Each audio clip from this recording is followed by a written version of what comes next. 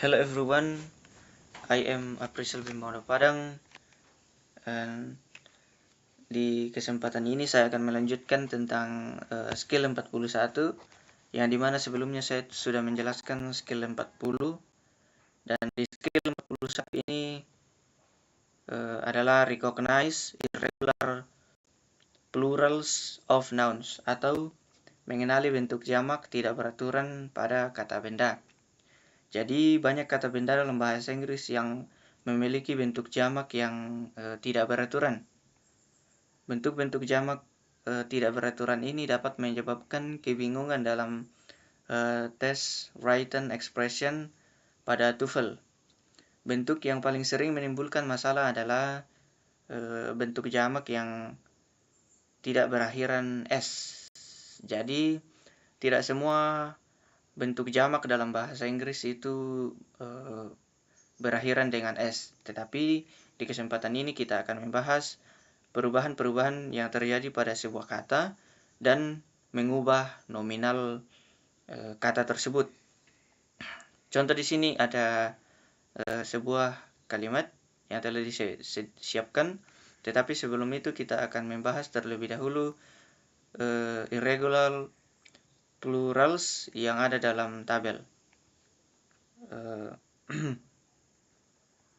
Contoh yang pertama yaitu vowel change, atau perubahan pada huruf vokal yang mengubah nominal benda tersebut. Contoh yaitu man dan man. Perubahannya ada dalam huruf vokalnya, dari semula menggunakan A yang kemudian menggunakan E, yang merupakan man ini adalah man yang pertama ini adalah bentuk tunggal, sedangkan yang kedua ini adalah bentuk jamak.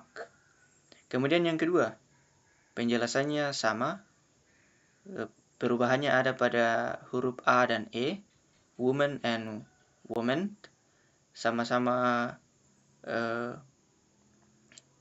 perempuan tetapi nominalnya berbeda.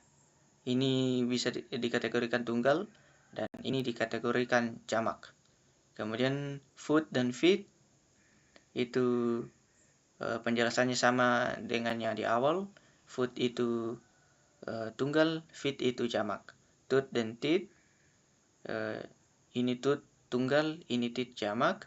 Ghost, guess, mouse dan miss, mungkin penjelasannya sama dengan yang di awal tadi. Kemudian kita masuk di penjelasan atau kolom kedua, yaitu child dan children. Maksud saya penambahan en. Contoh child dan children. Child itu tunggal, sedangkan children itu jamak. Kemudian ox dan oxen atau lembu. Ox itu tunggal, kemudian oxen itu jamak. Kemudian ada juga kata benda yang nominalnya berbeda, tetapi penulisannya tetap sama.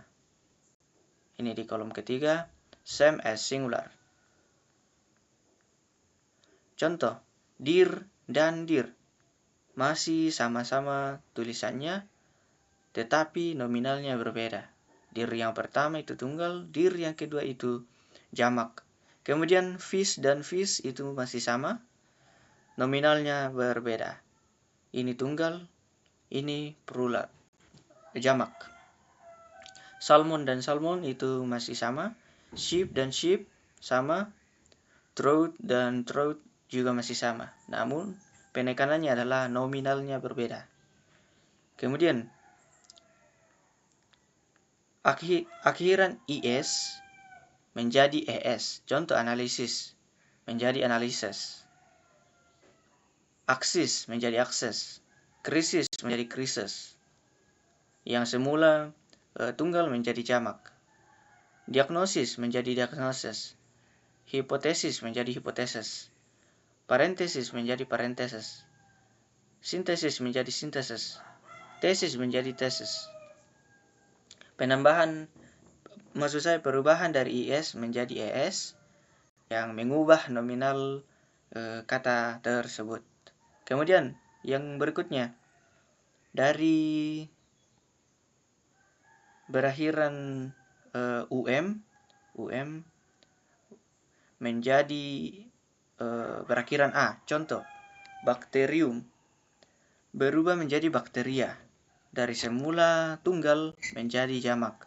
Kemudian kurikulum yang merupakan kata benda tunggal menjadi kurikula, kata benda jamak. Datum tunggal berubah menjadi data, jamak. Fenomena, fenomenon, fenomena. Kriteria, kriterion, kriteria. Kemudian yang terakhir adalah perubahan us menjadi i. Contoh, alumnus menjadi alumni, bacillus, bacilli, dan begitu seterusnya. Teman-teman semua bisa melihat, membaca perubahan dari us menjadi i. Kemudian kita kembali ke atas, kita bahas kembali kalimat yang ada di sini. Caranya adalah kita harus mengetahui terlebih dahulu kata bendanya. Kita harus menggarisbawahi dahulu kata bendanya. Contoh di kalimat ini. Apa kata benda pada kalimat ini? Kata bendanya adalah kriteria. Kriteria itu, setelah menentukan kata bendanya, kita tentukan apakah benda ini jamak atau tidak. Kriteria, kita cari dulu kriteria. Kriteria itu masuk dalam jamak dari asal kata kriterion, kriteria. Jadi setelah itu kita lihat pasangannya. Pasangannya adalah kata kerja ini, was. Apakah jamak sesuai dengan pasangan kriteria was? Maksud saya, apakah kriteria yang merupakan jamak sesuai dengan kata kerja was? Jawabannya adalah tidak. Karena kriteria ini merupakan jamak dan seharusnya berpasangan dengan were, bukan was, karena was ini menjelaskan tentang kata benda yang tunggal. Kemudian kita lanjut di exercise 41. Di bagian ini nomor 1 itu tidak tepat atau incorrect. Mengapa? Sama seperti penjelasan sebelumnya, bahwa kita harus menggarisbawahi terlebih dahulu kata bendanya. Contoh parentesis. Parentesis. Kita sudah tahu kata bendanya parentesis. Kita cari dulu parentesis apakah itu jamak atau tunggal. Parentesis. Ternyata parentesis itu adalah jamak. Sedangkan pasangan untuk kata kerjanya adalah tunggal atau is. Seharusnya di sini jika kalimat ini akan dibenarkan, is ini harus diganti dengan are. Jadi parentheses are needed around that expression. Tetapi menggunakan is. Jadi kalimat ini tidak tepat. Kemudian yang kedua, mengapa kalimat ini betul? Kita baca dulu. He want to go on a fish trip this weekend because he had heard that the fish are running.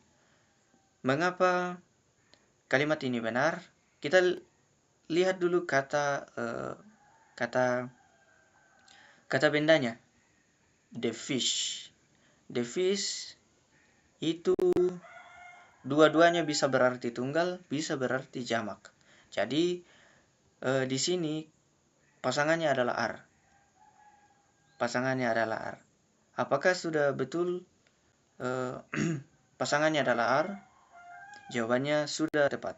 Karena bentuk jamak untuk fish itu penulisannya sama dengan bentuk tunggalnya. Jadi tidak ada yang salah di kalimat nomor 2. Karena kata benda dan kata kerja itu pasangannya sesuai. Kemudian kita bisa melihat beberapa contoh ke bawah dari nomor 3 sampai nomor 10. tetapi mungkin kita akan menjawab satu soal saja, yaitu nomor 6. All of the alumni are attending the reception at the president's house. Caranya masih sama, yaitu kita harus menggarisbawahi terlebih dahulu kata bendanya, yaitu di alumni. Apakah di alumni ini masuk dalam kata kata benda yang jamak? Ya, masuk ke dalam kata benda jamak. Dari kata dasar alumnus menjadi alumni. Dan selanjutnya kita lihat kata kerjanya. Apakah sesuai? Dan kata kerjanya adalah are. Jadi, kalimat ini sudah tepat karena kata kerja dan kata benda itu serasi atau sesuai. Mungkin itu saja penjelasan pada skill 41. Sekian dari saya.